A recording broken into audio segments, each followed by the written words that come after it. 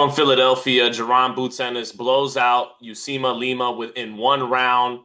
Bunch of combination punching, starts it off with a right uppercut. Then he just overwhelms Usima Lima with combinations. Um, it was a performance that, in taking him out so quickly, may have actually hurt his cause a little bit on this particular night because you made it so apparent that Lima shouldn't have been in the ring with you. And now at 35 and 0, it's never been louder, the talks of the level of opposition for Jaron Ennis. But I also see a lot of talk of just how special a talent he is. So that's more of the same. But it seems those two things are heavily agreed upon. He's a special talent and he needs to fight better opposition. This was fun to watch for as long as it lasted. I'll let you get started, Raheem. What were your takeaways from last night? I mean, Usima Usima. is Usima is no White, right? He's not Dylan White. He's not the kind of win that makes you say, oh, this guy has leveled up and demolished somebody better than we've seen him fight before. That's not taken away from knocking a guy out in the first round, as you should. You shouldn't knock Dylan White out in the first round. So you get credit for doing that as Moses Atama, right? And people are still going to say, well, Dylan White was past the prime, and Dylan White hadn't fought in X amount of time. And you'll give excuses for why Dylan White wasn't the Dylan White of old, but he's still Dylan White, and he's still a name, and that's now gotten you to another level. I don't think that this is true of Usima. I don't believe that that is what was the statement. The statement, to your point, was like, well, maybe you've kind of not done your self a great deal of justice by showing you just how easy and how much of a mismatch that opponent was. No one wants to talk about the mismatch of it all. Now, if it's not a mismatch, correct me. Make the case for why Usima was a difficult challenge or should have been harder than that, right? I don't take anything away from Boots for doing what Boots was supposed to do, but that's like a supposed to do performance. And credit for doing what you're supposed to do, because if you didn't do what you were supposed to do, we'd be down here running you down. I'm not running him down. I'm just saying that that doesn't show me anything other than, yeah, you do what you're supposed to do, which some fighters don't. So credit to you for that. Now, with a short fight like this, it's always difficult for us to break the fight down because there's so little of it. However, in this case, there's actually more to break down than it appears. Let's not forget that Boots started out orthodox. And then he drew Usima in with the orthodox style and switched on him as soon as Usima took the bait, turned southpaw, and that's how the knockout really came. That's where the uppercut came from. And immediately in the switch, Usima could not keep up with the adjustment. Like it wasn't punching power that knocked Usima out. It was ring IQ. It was versatility. It was creativity. It was in levels. Like they all, this is a cliche. I don't even like saying that. Oh, there's levels. That was levels. That was like, oh, let me throw a Rubik's Cube in your hand and see if you can figure it out inside of 3 minutes. And there was no chance. He was overwhelmed mentally, and then that's where the punches were. He was overwhelmed by punches. He was overwhelmed by ring IQ, and he got hit with shots he didn't see coming or know where they were coming from. And then he looked up and the shit was over.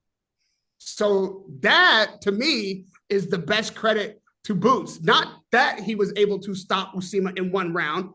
I say inside of 3, it was what he had to do what he's supposed to do.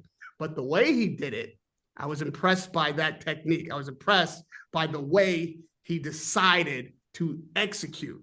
That is the part that, while all the hype is being discussed, that's what to hype. It was a mental game that he won first, and that was beautiful to watch. Yeah, De La Hoya, Pacquiao, guys like that used to be able to just overwhelm you with combinations and get you out of there when you were heavily overmatched, and that's what Ennis was able to do.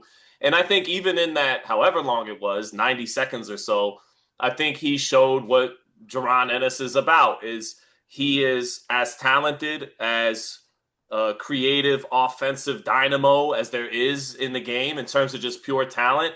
And it's come against largely overmatched opposition that you have to judge this beautiful eye test against.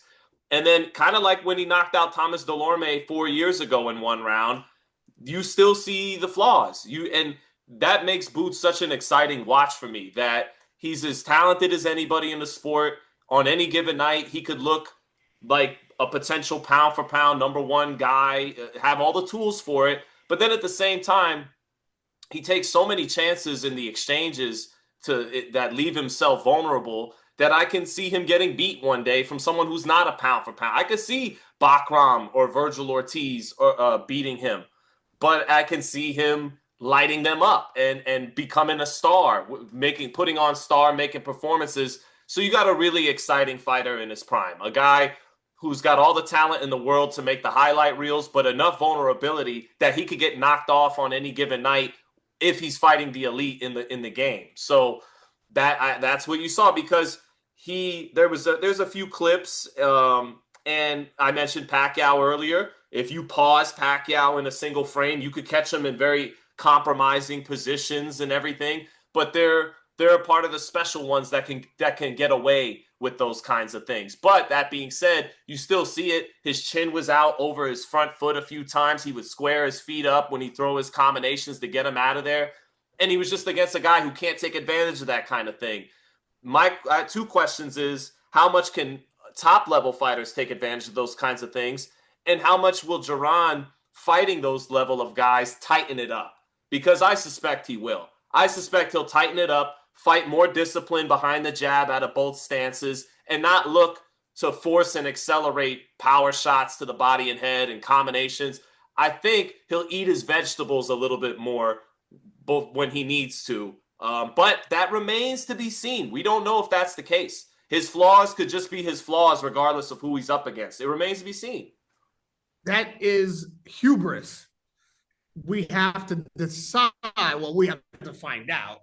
He will decide whether or not, in fact, he's that good, like that good, to where he can fight sloppy in spots because he knows he's dominating the fighter and just to accelerate the knockout. Because I will go back to the game plan, and the execution of the switch to me was like the highlight of the fight. That's never going to make the highlight reel because it's too in-depth science. But that to me, when that happened, I was like, oh, I was more, I like got out of my chair when he switched, and then through the combination, I was like, oh, that's brilliant. Like, he set a trap, walked the fighter right into the trap, snapped the trap, and it worked. I was like, oh, this shit is over already. That's crazy that he did that. But to your point, I also saw the flaws. But are they flaws, or are they just like, oh, I don't need to protect this? And he did get clipped one good time. He did take maybe even twice. Twice even. Yeah. And so it's like, okay, now there's a mindset that a fighter could have where I'm not taking either one of those punches that he got clipped with that didn't have to happen. There's a mindset that's like, I'm here for perfection. You're not getting that shot off. If it takes me an extra 2 rounds to knock you out to avoid me taking those 2 punches that I don't have to take, well, it's going to take me 3 rounds in and not 1. Boots is not that guy. He's like, I'm going to get you out in the first round, and fine, get those 2 off. I can handle it. I'm coming back, and I'm taking you out. I can't say which is better, but when you start to face more elite competition and you're used to being able to be sloppy in spots to press the action or try to force the knockout, it isn't as easy to switch it back to perfection. You think it is, and that's the hubris, or it actually is, and that means you're really that good. Good. Right. We won't know until we know. Neither will we. Because bad habits could take hold when you get used to them. When he's most of his fights, this is what he's doing because he can get away with it. And at nearing 30 years old, how much do those bad habits take hold and affect him? But what you said is you might just be that good. He flashes enough talent every time you see him that he might just be that good. But I think the whole boxing world is dying to know at this point, against the best of the best. I tell you what, Eddie Hearn just signed Ben Whitaker. If he was, and he probably is a smart enough promoter, He should put those two in a room, lock the door, and let them have a conversation for 2 or 3 hours. Those two guys need to talk. I think Ben Whitaker found out the answer to that question. Wasn't that the fighter was better than him? It was just that he couldn't turn it to perfection when he needed to, and he found out it was hubris. And that is the kind of switch that, especially where Boots is on his way to, you don't want to have those kind of hiccups. You don't need that in your future. It doesn't have to happen. Just like those two punches that you took didn't really have to happen. You don't want to end up in a situation where you're falling over the top rope and everybody's questioning whether or not you were trying to get, out the side door at the end. That is where you could be headed. If you don't tighten up first, be air drum tight and as sharp as possible, no matter the opponent.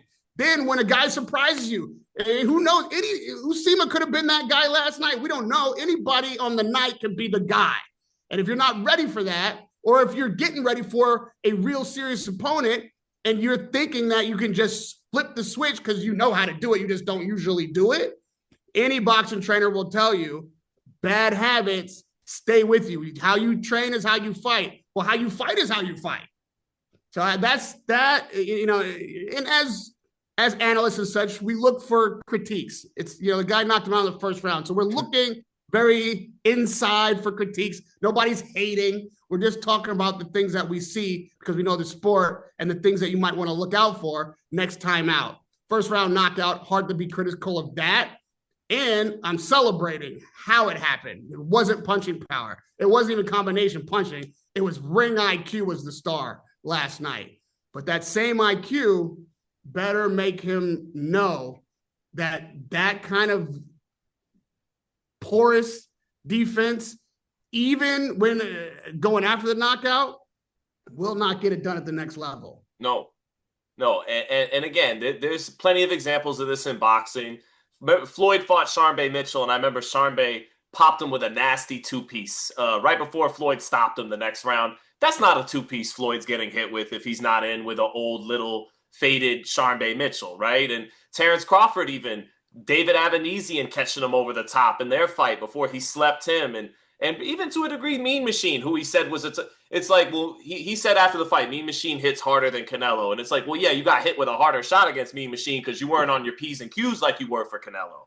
And Eric Morales, he went life or death with Gudi Espadas. They rematched 2 years later. Morales came on point, took him out in 3 rounds. So maybe that's what Ennis has in him. But those guys had stiffer tests up until this point in their career that let them know when to turn it on and turn it off. But he did turn it up for Stanionis just a few months ago and was more disciplined behind his jab. So I'm very high on him. Actually, full disclosure, he's one of the 3 fighters I enjoy the most watching from a fan's perspective. Like, just taking the journalist hat off a little bit. I love watching Inoue, Boots, and Benavidez. To me, those guys have an amazing mix of speed, power, vulnerability, and great skills to go with it. I love watching those 3 guys. I just want the fans to know that. But of those 3 guys, who's the next pound for pound number 1? Well, let me change the question because I already know the answer to that. Yeah, it's Inoue. Who is the next biggest star? Who can be the biggest star out of the 3 of them? Star. Well, I mean, Inoue is a superstar in his own right, especially in Japan, and he has flirted with or taken number 1 pound for pound. Boots is a superstar in Philly. You know what I'm talking about. Yeah.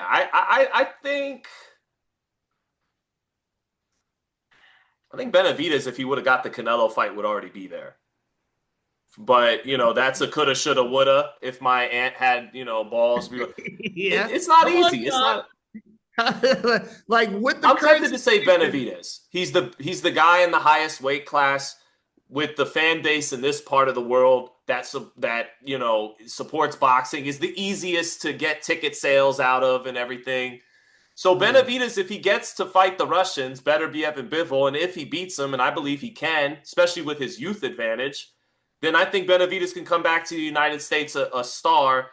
And then Ennis, so that brings me to a point then, because Ennis, I'm hearing the ticket sales weren't what they were when he fought Stanionis earlier this year, and then when he had his fight against Avanesian, his homecoming fight. I don't think And because Ennis looks set to fight Ortiz, and I do love that fight. And I do think two guys meeting each other in their physical prime is more important than hardware, than belts being on the line. Because when Mayweather and Pacquiao fought, you had three belts on the line, but they weren't in their physical prime anymore. But I think Boots and Ortiz hasn't gotten the proper buildup. Boots and Ortiz is a fight we started talking about 4 years ago at welterweight. By the time we got to late 25, early 26, this is supposed to be a summit meeting. This is supposed to be a meeting between two guys climbing the pound for pound list who are now decorated in the peak of their careers. And that's not really the case. If they were to fight tomorrow, Raheem, it's for an interim WBC title. It's not even to determine who's the best fighter in the division.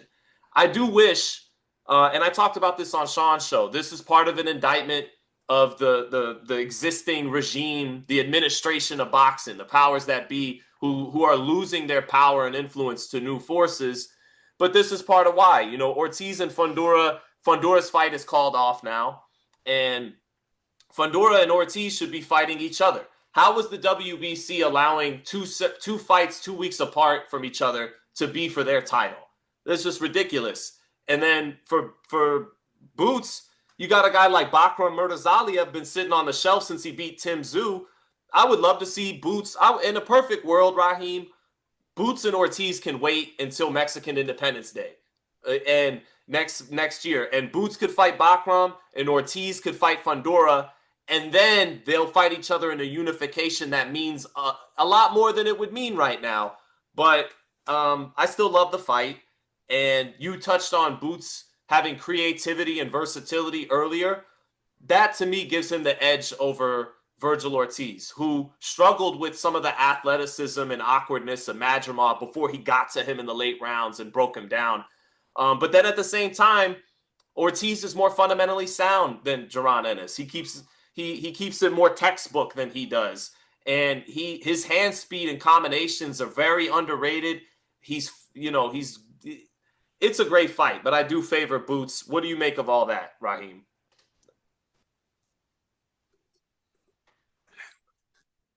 Here's the thing. I wonder if Boots has gotten himself in the kind of headspace that allows him to go into a Ortiz fight with the same level of confidence that we just saw against Usima. Is he, to your point, fighting tough enough competition to be sharp enough to be that confident, or does he go into that fight a little tentative? Does he go into that fight in the back of his mind like, I need to figure out what level Ortiz is at? Well, the Lubin fight will tell us a lot. Lubin's a good southpaw who's going to give Ortiz some of the looks and attributes that Boots will throw at him. So I do think the Lubin fight will tell us something about this matchup next month. And it may tell Ennis about something about the matchup, but the reason I go into his mind state is because of what we talked about just a few minutes ago, which is how he approaches that fight will be imperative to how that fight goes. With all the talent and all the excitement around the first round knockout that we just saw, I'm not looking at that as a foregone conclusion. Not Boots Ennis as a major favorite, as if Ortiz can't win that fight. He can. And he'll be coming off a challenge that will likely have him very sharp.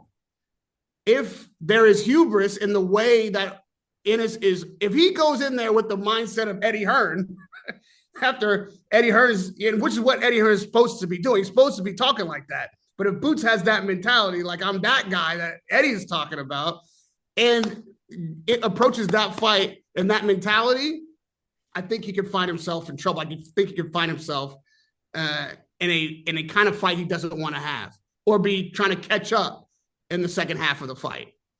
He's got to go in there thinking that this is a very difficult opponent, that I got to be 100% on my game, that I got to be sharp, everything hitting on all cylinders, come with my A game, and not get hit with a single shot that I don't have to get hit with.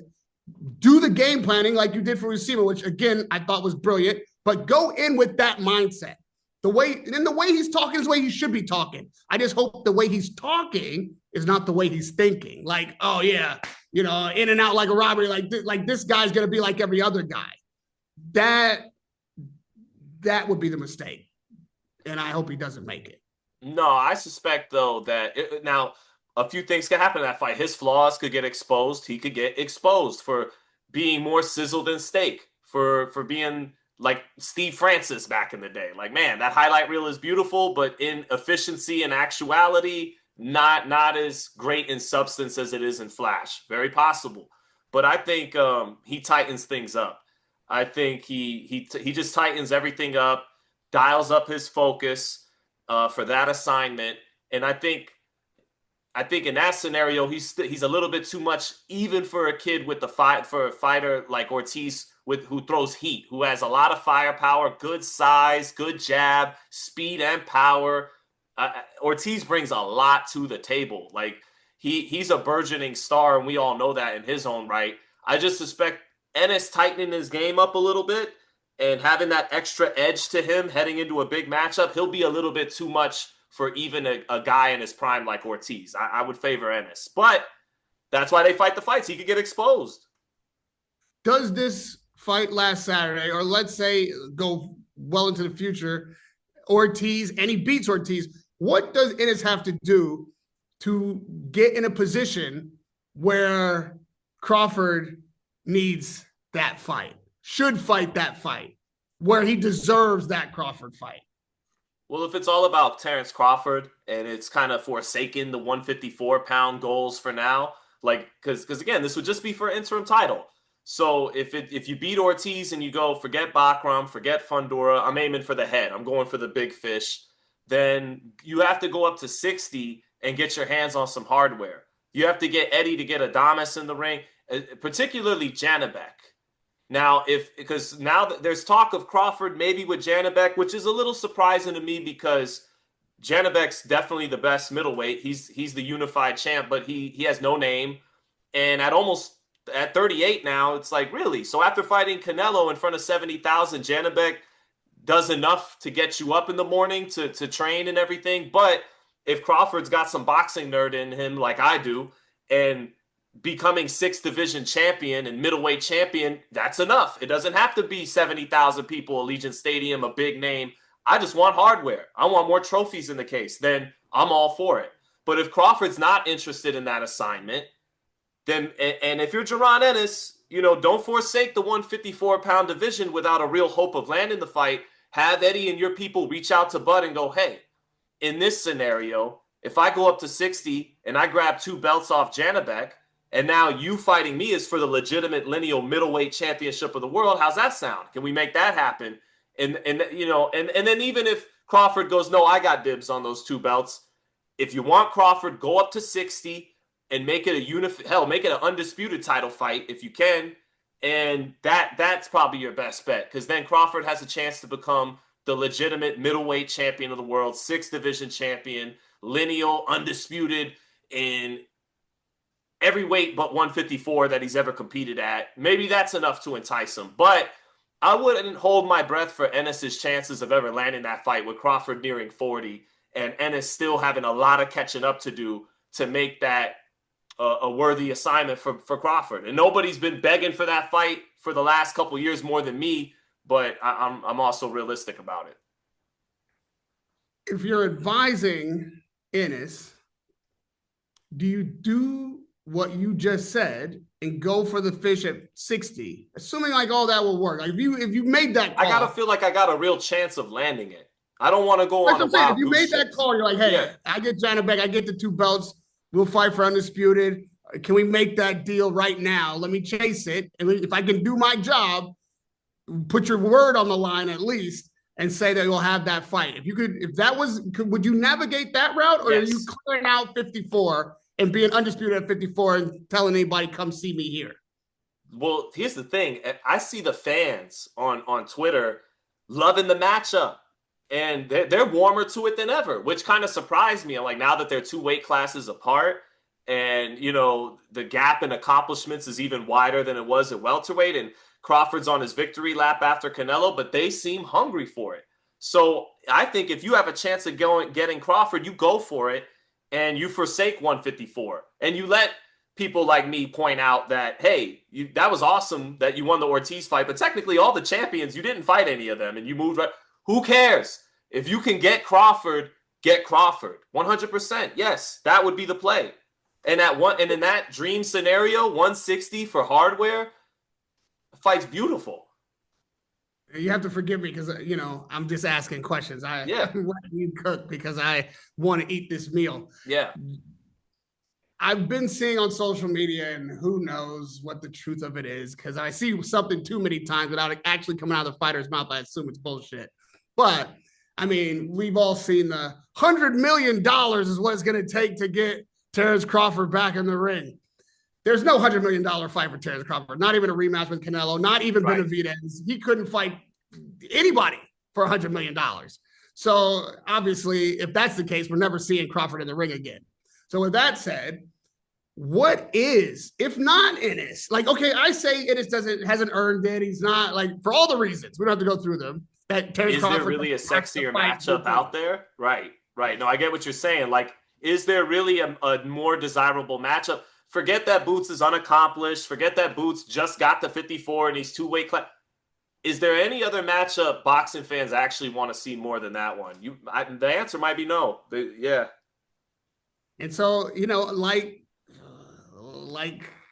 Mayweather to Canelo, or, you know what I mean? Or like Crawford to Canelo. Maybe that's what Boots needs.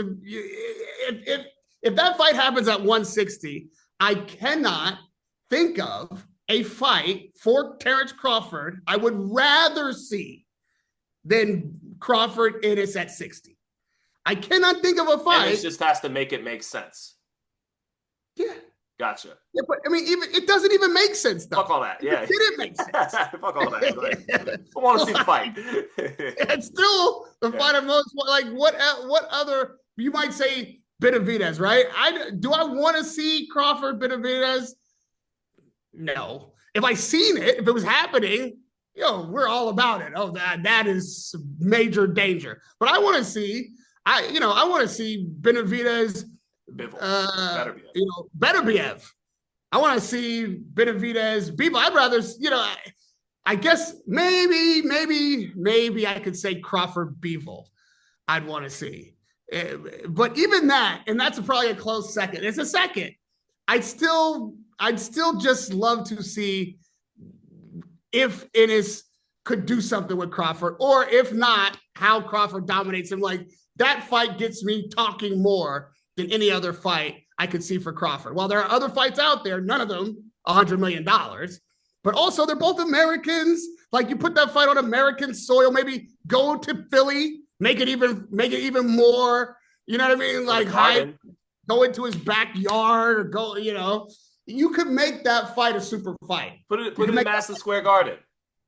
The Garden, it's kind of neutral territory, but still it's more his backyard. Boots, but Crawford's Crawford. He's gonna have a shitload of fans there in that scenario, and yeah. I don't know. I'm just being nostalgic here. If I put the big fight at MSG. But I would say if I'm Crawford, I'm going to Philly. I'm shutting you down at home. 4th of July fight. Ooh. Let's go. That ain't happening, but it would be beautiful. That ain't happening. That fight though. The fight that it reminds me of potentially is Tony and McCallum. Mike McCallum, James Toney. I think you get that level of athleticism, punch variety, counter. Because, it's funny. Crawford is the best counter puncher I've maybe ever seen in my life. That's the highest compliment I can give to him. And Ennis, though, he's a counter puncher, but he's more of a punctuator to me. And they're both punctuators. They're both great at being first and last, which is a mark of great fighters. But I don't know, something about Ennis he's just more of a punctuator to me, whereas Crawford's more of a true, pure counterpuncher. I would just love to see who gets the final word in those exchanges. I would love to see that happen. Let's make the fight. Make the fight. You know what? I think we send this to both guys, and let's see you in New York or Philly on the 4th of July. Yeah, sure.